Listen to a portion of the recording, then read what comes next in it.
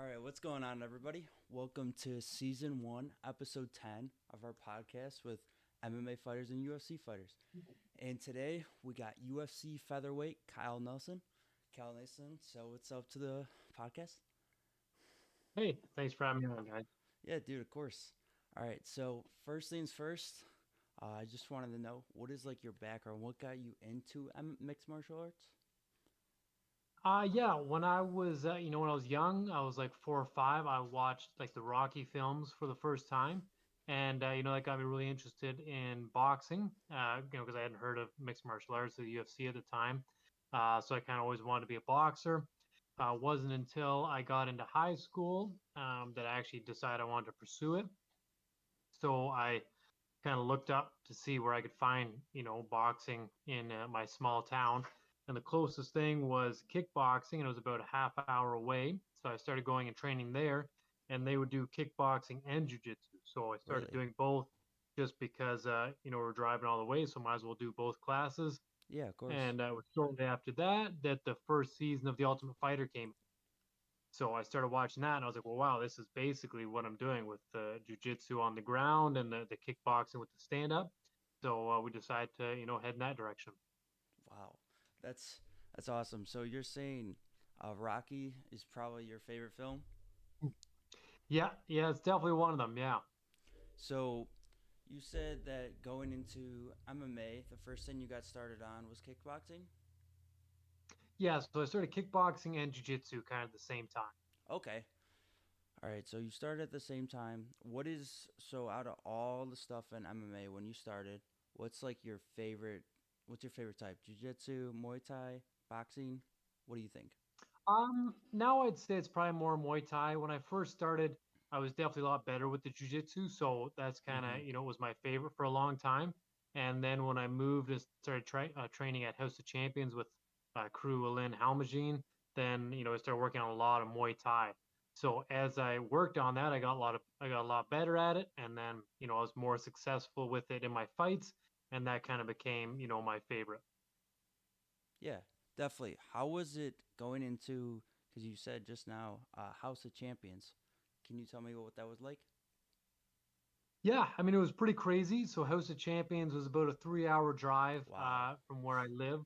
So it was a long drive. Again, I was like 20 years old, something like that. So I was still, pretty young. I had one or two professional fights.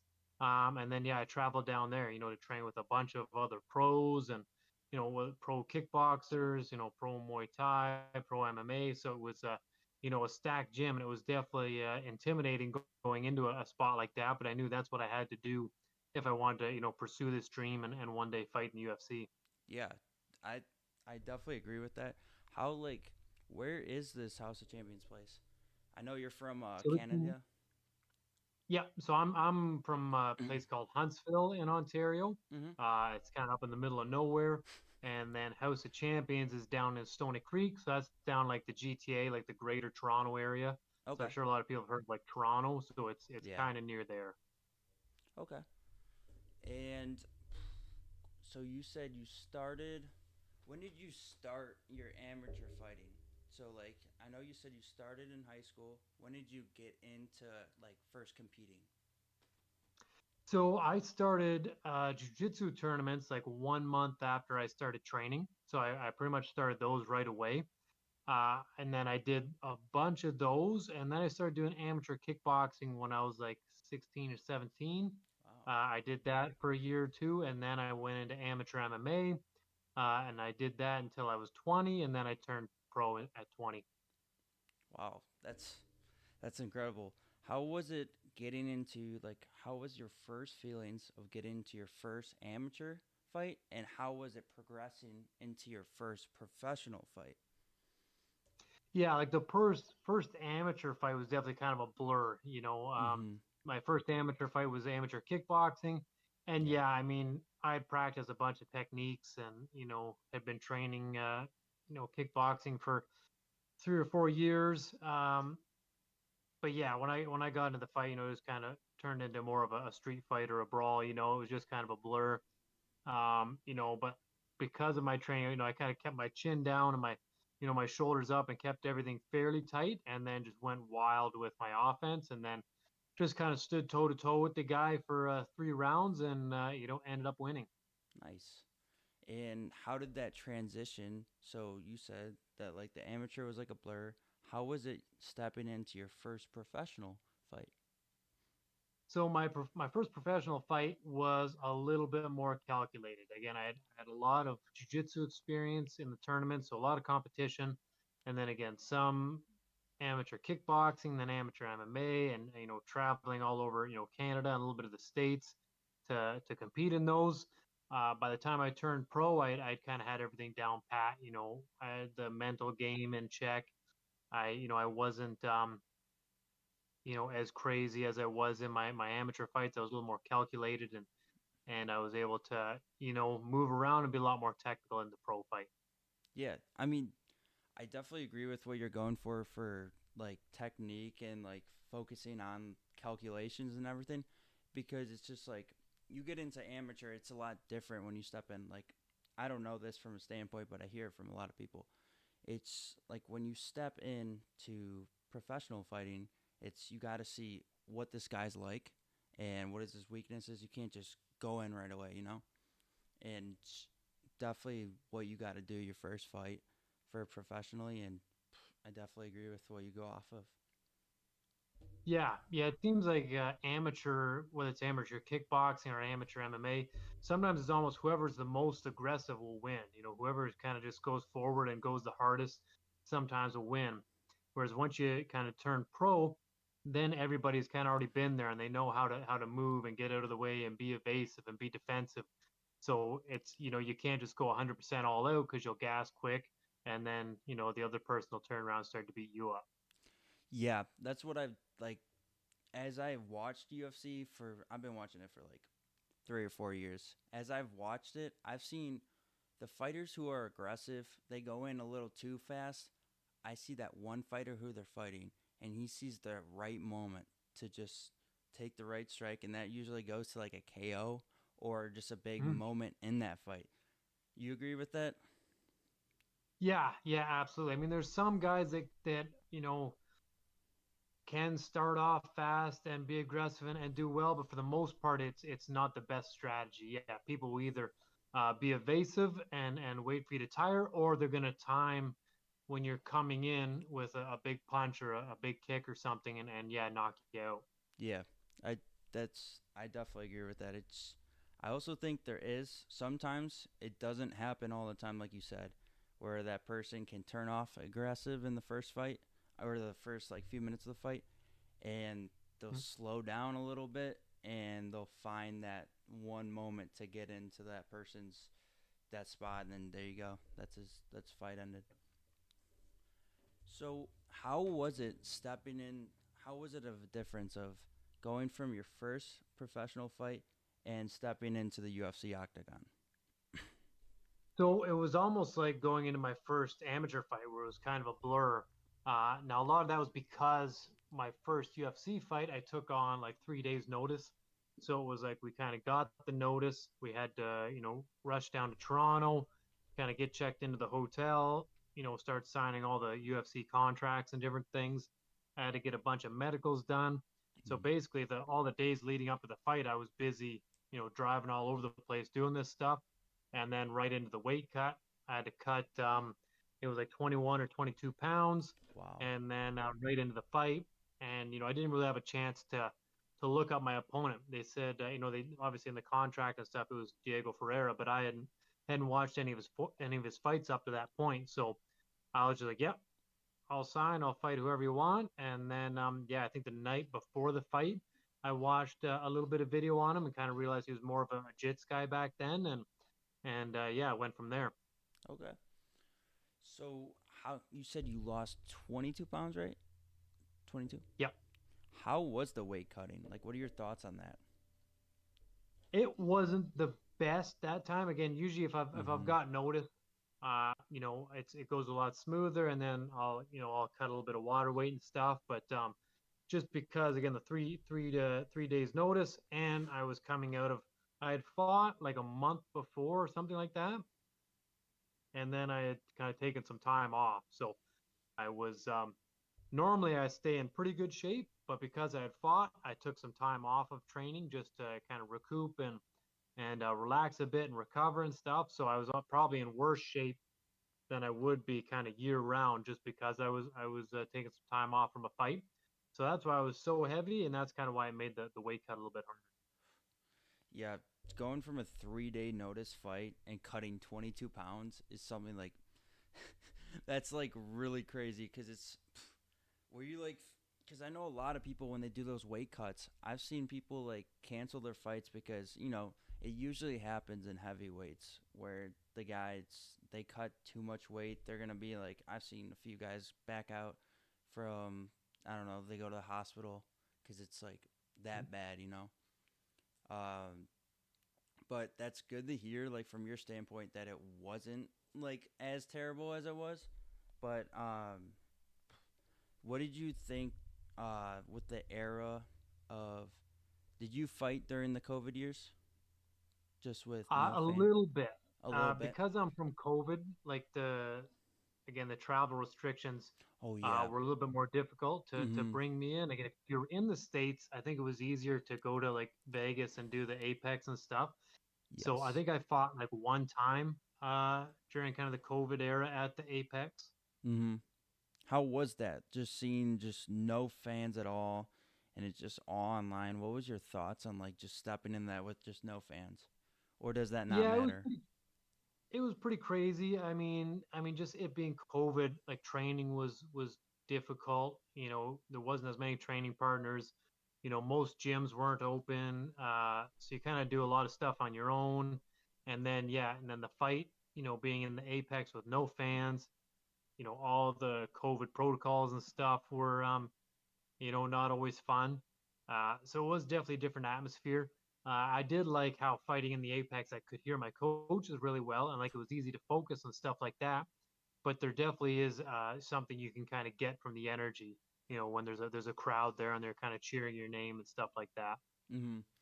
Yeah, I feel like it would be a big, just like little problem because yeah, you want to hear your coaches the whole time.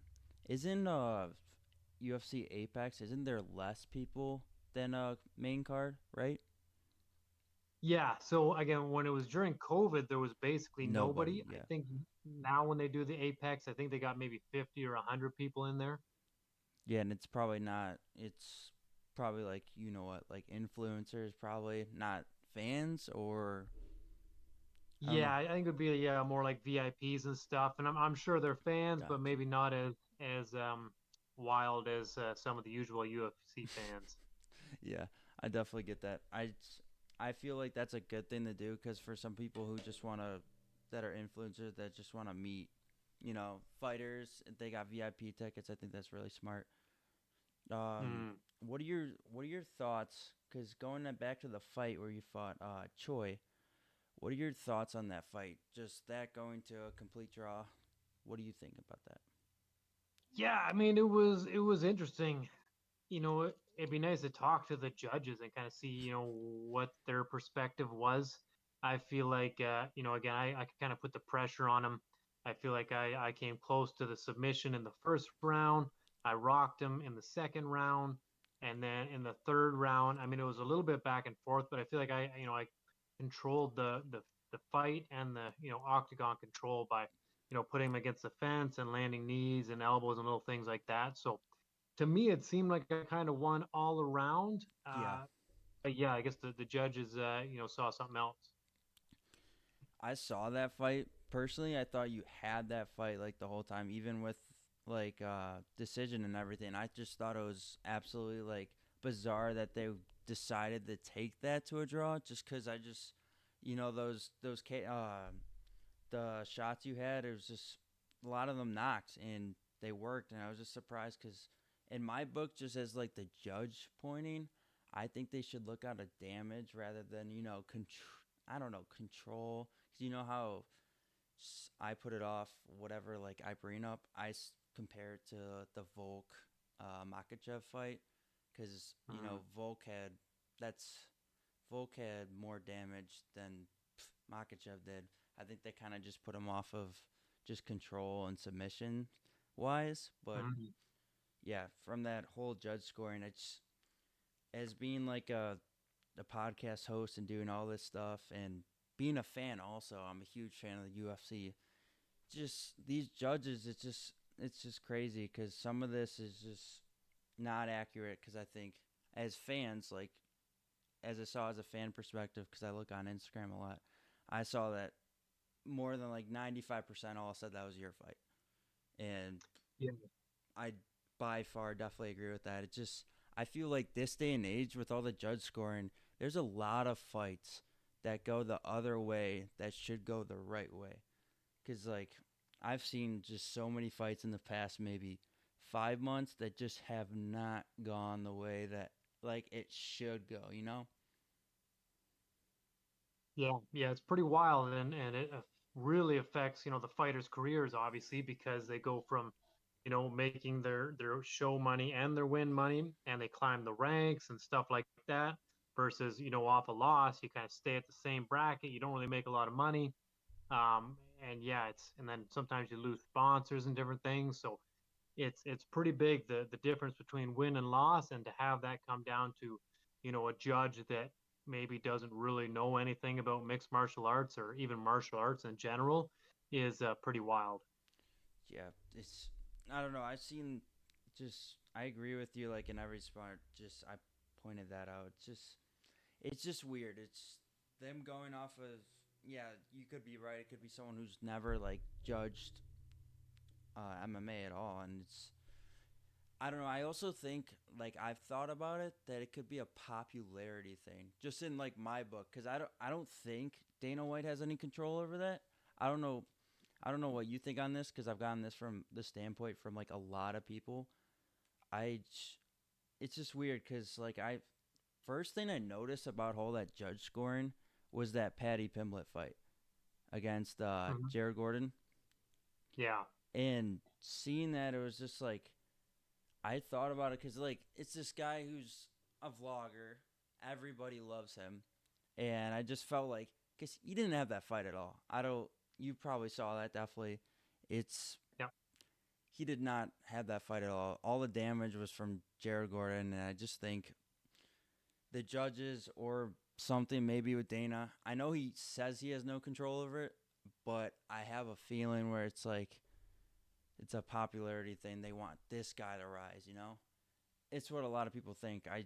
What is your standpoint of like popularity? Do you think that does anything? I know that like screws up with the fighters so much like you said. I think that's just kind of unfair. What's your thoughts on that? Yeah, and then like with the Paddy fight, I believe the fight was in England, so it was kind of like Paddy's kind of hometown and backyard. So you never know what kind of role that's going to play in the judges' minds as well. Patty Oh Patty no, that was versus that was never mind. Yeah, that was no, that Paddy was fought Vegas. Gordon. That was Yeah, Vegas, right? Yeah, yeah, yeah. I was gonna say yeah, the Levitt Patty fight Jordan, was yeah, Jordan UK. 11 Yeah, fight. yeah, Yeah, yeah. that was the one in London. Yeah, That yeah. was So a yeah, so fair fight. with it being in Vegas, it's hard to say. Yeah, I do think. I mean, obviously, there's more popular guys, and I could Mhm. see that playing even like an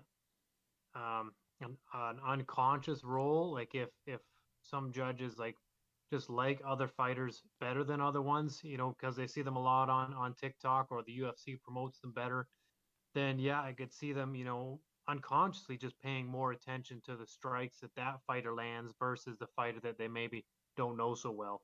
Mhm. Yeah, I I don't know what to think about that cuz it's just I've seen it and it's I don't know. A lot of I've heard some people be like, "Oh, like John Jones is not like the fighter he is." I just feel like they rigged that. They definitely didn't rig something like that. It's Yeah. I think he's just a phenomenal fighter. Uh but I want to talk about a little about your last call out. I saw that you posted on your Instagram cuz I'm on Instagram like daily. I saw that you wanted to call out a fighter. You asked your fans to type in who do you want to fight. I didn't I just stood out it. I wanted to see like, oh, who these fans going to pick. I want to see like what it is. And I saw Patty there. Don't get me wrong, I saw Patty there.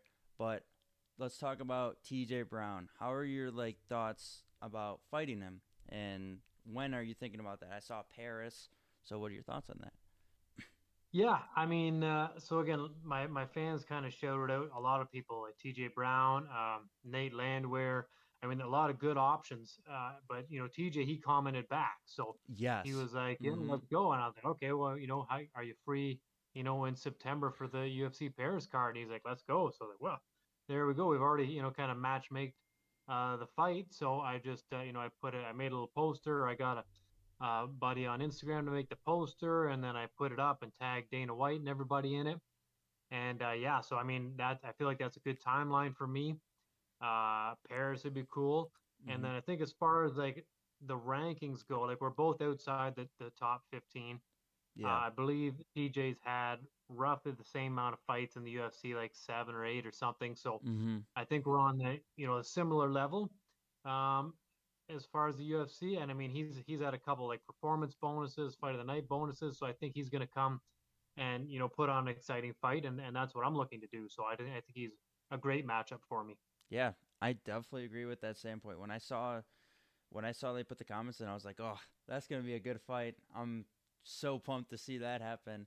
I thought that was like really interesting to see that you put that out in a comment because I don't think I've seen many fighters like put in the UFC put in comments like who who do you guys want me to fight next? I think that's because it's they're gonna send you an offer on who you're gonna fight, right?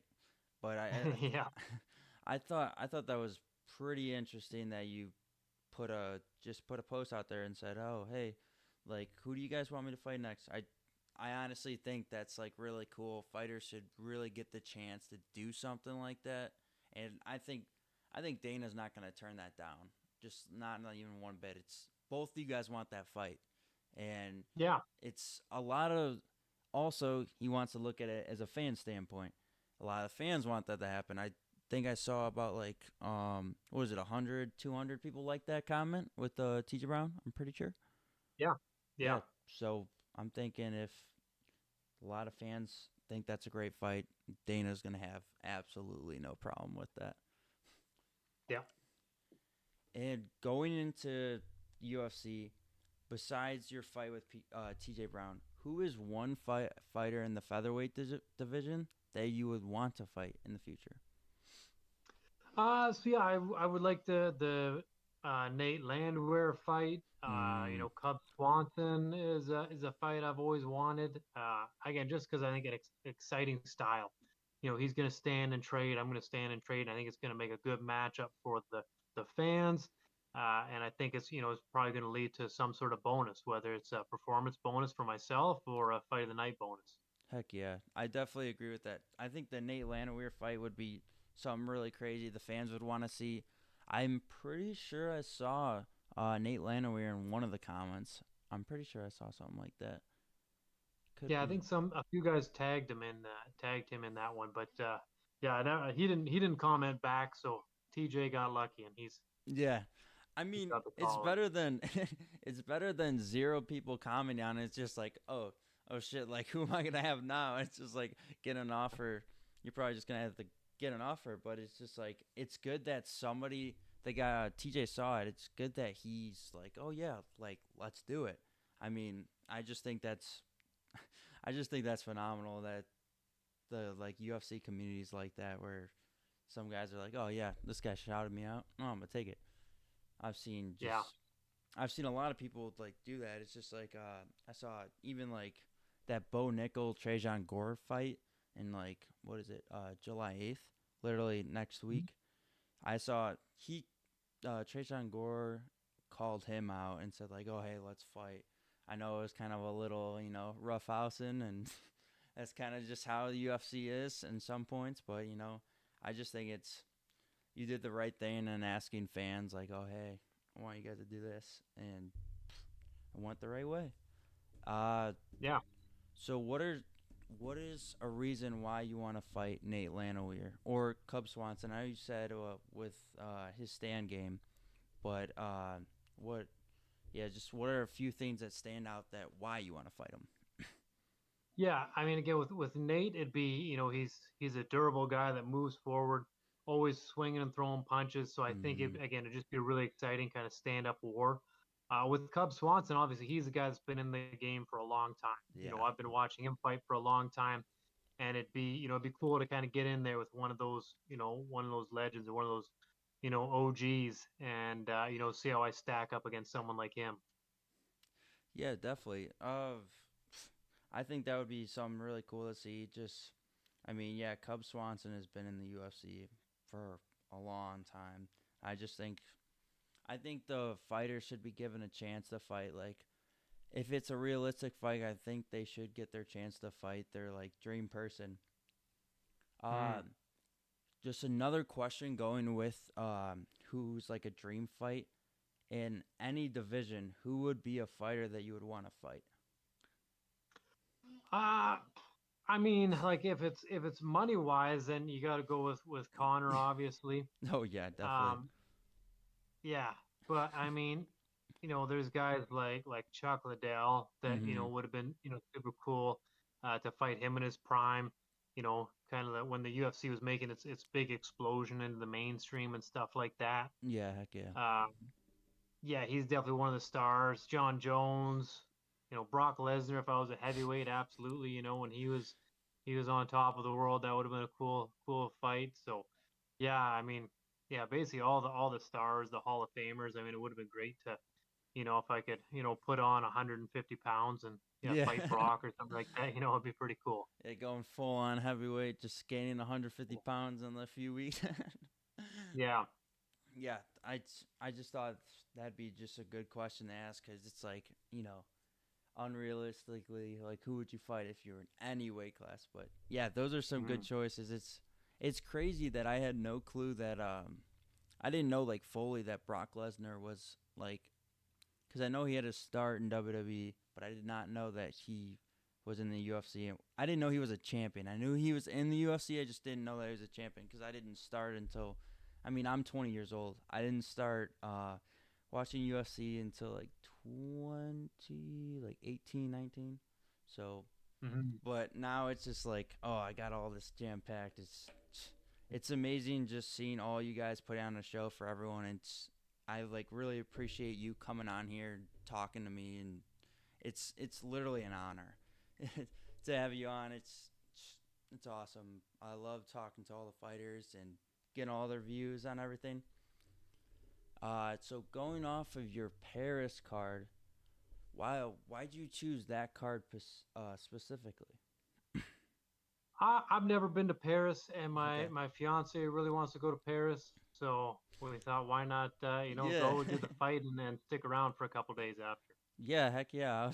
I was thinking in my head, I was like, oh yeah, it's probably because of visiting and stuff. I think that's like a good way. It's like, oh hey, like I have a fight. Let's stay a few days and uh just chill in Paris. I think that's really cool. Uh, Yeah. what would your advice be? Because I know you have a lot of people that look up to you. What would your advice be to the fighters that look up to you, just that are starting I mean, MMA? yeah, like just train hard. I mean, you got to Mm-hmm. find a good gym with a good Yes. coach. And I mean, like without that, you're kind of spinning your wheels. But Mm-hmm. find a good gym, good coach, and then just train super hard. I mean, you gotta train hard, and then when you think you're training harder, you gotta train harder. And then, you'll kind of hit a plateau, and you think you've kind of maxed out, and then you got to find a way to push through that and train harder again. So, and throughout your career, as long as you stay consistent, you're going to find yourself pushing through those plateaus and getting better. If you don't continue to push, then you're going to kind of stay the same and maybe get stuck in the amateur league or at the low level pro league. So, yeah, just make sure you're pushing hard. You got a good gym, good coach, good training partners, and yeah, you should be able to do anything. Yeah, I I think that's some amazing advice because there's definitely some guys out there that are in like amateurs or just starting out there like, oh, I've already like done this right, like they don't know how to get better. It's just like you got to keep pushing. I definitely agree with that standpoint because there are some points where it's like, I started MMA last year. I found a gym and just I thought it was crazy because I like watching UFC, and I thought it was crazy. It's like, oh, I want to try this. I went to a gym. Literally, I was in college. I went to a gym. I tried it out, and I just fell in love with it. And it's crazy how you like all you guys stick to this sport because it's just me being I was a soccer player and a basketball player like my whole life, and going into the sport and doing all the conditioning, it's like holy crap, this is like a difference. It's just I just thought it was absolutely crazy, and I definitely love that advice. Uh, just going off your training standpoints, how do you get prepared?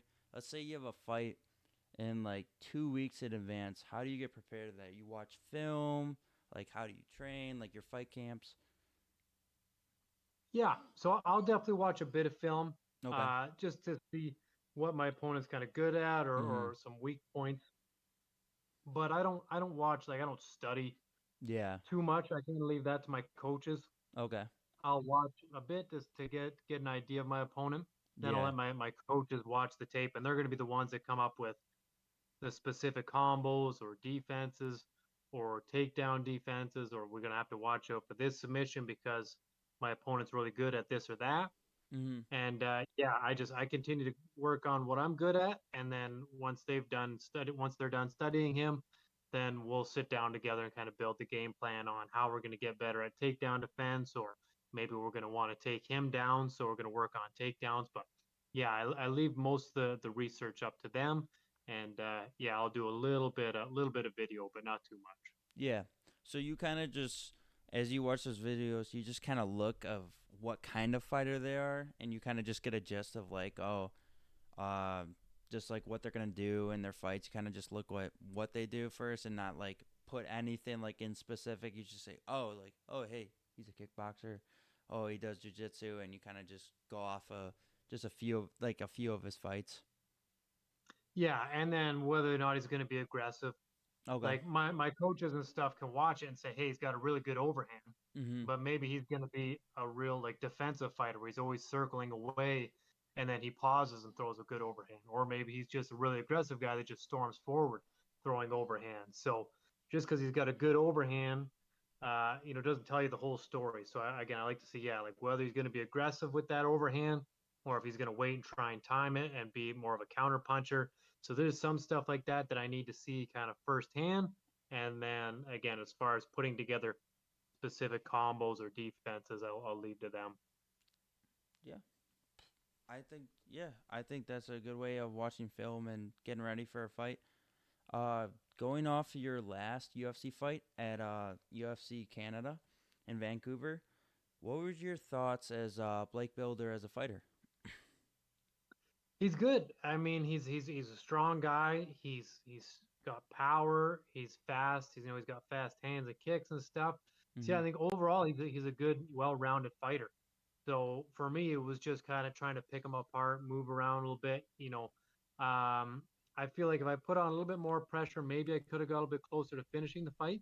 Yeah. But again, he was throwing, everything he had in some of those shots. So I didn't want to get too overzealous and walk into something like that. And he was shooting takedowns again. So he was, again, shooting takedowns, strong guy. I know he's got good jiu-jitsu and stuff like that. So I didn't want to rush into anything crazy like that. But he was undefeated before that at 8-0. Yep. I think he's gonna be successful. I think it was probably just a small speed bump, in his career. I think he's going to come back and put on some more exciting shows, and I plan to do the same. Yeah, dude. Of course. Yeah. Seeing. Yeah, I saw that. Blake going into that was a 1-0 fighter in the UFC, and he was eight and was it 7-0? Yeah. No, no, 8-0. He was 8-0 before he fought you. At I just so you put going off of that fight, you kind of just didn't go into that aggressively. You kind of just you kind of just calculated everything like you said from the start with like fights.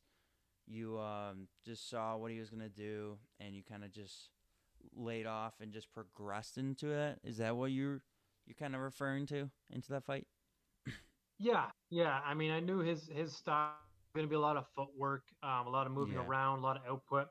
So I didn't want to, try and chase him the whole time. I just wanted to kind of, slowly follow him, but cut off the ring and kind of corner him a little bit and yeah, not chase him down and run into a punch, but take my time, land my shots, and yeah, and again, do what I did, kind of outpoint him, get the better of him technique wise, stop his takedowns, stuff like that.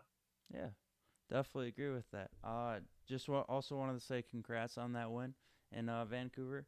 How was it like fighting in your own country in the UFC It fight? was great. It was great. I mean, that's the first time UFC's been back to Canada in a while. So the crowd was, they were definitely rowdy and excited. They flew from all over Canada to come watch the fight, and yeah, you could definitely feel it, in the energy from the crowd that night. Yeah, I thought it was great that they had a few Canadian fighters fight on that. Going off of your whole experience in the UFC, what would you say that what was your favorite fight going into it, or your best fight? So I mean, like what I was able to showcase skill wise, my most recent fight against Blake Builder, I Okay. think demonstrated the most of my skill. But I mean, like my fight against Polo Reyes, where it was kind of an early finish, Mhm. was nice because then you kind of get in and out. You have an exciting fight, an exciting knockout. You're not really too banged up, even in a fight like the fight with Blake, where I didn't really get hit too much, but punching and kicking someone for 15 minutes, you're going to get little bumps on your hands and bruises on your shins and your feet and stuff like that. So even though you win, you still take some bumps and bruises. So a fight like my win against Polo Reyes was nice because it was kind of in and out Yeah. and didn't take any damage. Yeah. Yeah, I thought that fight against Blake Builder was definitely I definitely agree with you. It was a good showing of your skill and everything. Uh, so going off of T.J. Brown, uh, going off of your next fight, what are some things that you have you like? What are some things that you've noted about TJ and like you've definitely watched some film on him probably. What are some things that you're gonna just keep against him when you fight him? I haven't watched any film on him yet. I Oh, was waiting really? for the UFC. If they give me the go ahead, then I'll take a look at him. Okay. Um, but yeah, I mean, he was ready and willing to go, and I was ready and willing to go. So I put it out there. I took a quick look.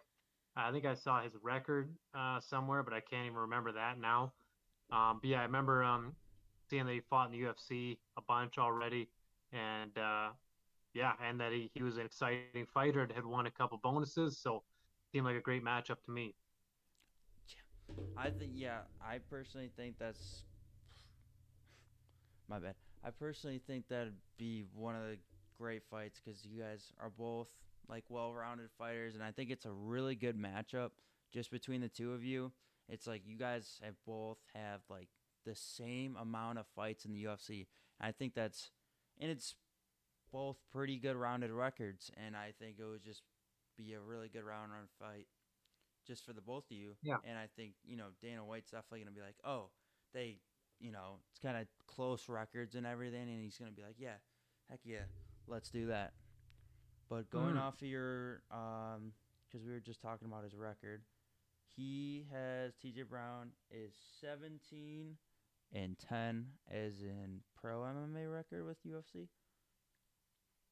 So yeah, 17-10, and being with you being 14-5. That's I think that'd be a pretty good, well-rounded fight. Yeah. All right. Next thing is going off. Let's see. Hmm. I usually let some of the fighters pick topics. If there's any topic you want to talk about, what do you think? What is one topic? It could be UFC Whoa. related, or it can be anything else. I want to see what you think. One topic. Trying to think of even a topic that I know anything about. There's Um, got to be some hobbies you have outside of MMA. Yeah, I don't know. We went rock climbing. Me and my fiance went rock climbing today. I So actually, that was I actually that was did see that. interesting. Yeah. Yeah, I actually did see that on like really like right before we got on this podcast. I saw. Oh, you posted that. How was that? It was cool. That was both of our kind of first times actually rock climbing. So I had an idea in my head. I knew it was going to be, tricky and difficult, and a lot of hanging and hard on your hands and stuff like that. But yeah, it was definitely interesting, getting in there, and I remember we were there like 15 minutes, and then your arms are already dead, and Mm-hmm. you're like, well, I already paid to get here, so I want, Yeah. want to hang out for at least half an hour, right? So you got to keep trying. But Mm-hmm. yeah, it's definitely a unique sport. I think it's something we're gonna, continue to try and play around with, and yeah, we'll see what happens. You're definitely going to build some new kind of muscles in your arms and your hands and stuff. So I wonder Oh if that's yeah. going to translate into my UFC career. Yeah, I've actually gone like to this rock climbing place. Like I live in the Chicagoland area, so just in Illinois. There's just like this pretty big rock climbing place. I've seen people just like who are like rock climbers there. I've seen just they're like veins on veins. I've seen these guys here all the time. I don't go there much, but usually when I go there again, I see them there, and it's just like crazy because it's like, oh, shoot, they must be here all the time. It's just like they know what they're doing. Was the place you went rock climbing? Was it just all around like was it all around or was it just like a little area? Like you know what I mean? Yeah, no, it was pretty much all around. Like that's all it was just like a rock climbing place. So they had like free rock climbing or bouldering, I think they Mm-hmm. called it. Yeah, They yeah, had some bouldering. harnesses and stuff.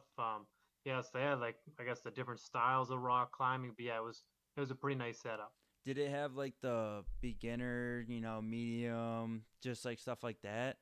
Or was it Yeah, just I think like yeah, I think there were like a lot of the things were kind of color coded and labeled, like mm-hmm. whether it was beginner or like level 1 or 2 or all the way up to like 8 or something like that. So yeah, it was and then yeah, when it's 8, it's just like these little tiny pebbles on the wall that you're supposed to try and hang off of. I don't know how anybody does that. Yeah, you'd be surprised. A lot of these people can do that stuff. Uh Was it like did you have like another person holding on to you or was it a automatic one? So we did the free rock climbing. So there was no harness, but there Ooh. was like a big pad. So if you did fall, there was a big pad. But yeah, we didn't actually do the harness stuff. Holy crap. Okay. I've never seen that with falling onto the pad. Cuz the place where I go to that's maybe like 45 minutes away from me. It's if you're like new to it, they have like the automatic harness and I mean, that's great cuz you can just when you're at the top, you can just go all the way back and you just float Mhm. down. It's Yeah. and then there's like bouldering and then there's some crazy like spots. There's some rock climbing that you got to go like under. So like you're climbing Mhm. upside down and it's crazy cuz it's just like I've seen only a few people do it at that place and it's just like how the hell can you do something like that? It's just like seeing I think like personally I think it would be like as you said you want to keep doing it because it's like you could see what it does to strength and like core. And I definitely agree with that just because just seeing like these rock climbers, it's definitely gonna be something like I feel like it could help with arms like punching and like, grappling. Cause like think about it, you're grabbing onto like this small tiny rock and you're giving all that power to just hold on to that. I just feel like, Yeah. yeah, that's definitely something like a really good hobby to have. And yeah, did you say that was your first time doing it? Yeah. Yeah. That was our first time. Really? So the both of you guys, like first time ever? Yep. Like she's, oh wow, that's crazy. Yeah, you definitely should keep going with that because it gets fun. It is a little hard to find places. I don't know. I mean, I've never been to Canada. I was supposed to go there once for like a fishing trip, but uh, I don't know like if rock climbing is like big there. I don't know. Was it far from your house or It wasn't too far. And then yeah, like where I train near House of Champions, I know there's okay? some big spots that do like indoor rock climbing and stuff. So yeah, I think it's definitely picking up here in Canada. Sweet. All right. Well, it's good that you're going on to rock climbing. It's definitely keep that up. Like I said, it's honestly a fun thing to have. Is there any other topics you want to talk about, or you good to go? Yeah, I think that's good. Yeah. All right. Sounds good. Dude, I really appreciate you coming on to this podcast. Like I said, that was episode 10. It means a lot to have you on. So, wrapping up, just thank you everyone for watching. And that's the podcast.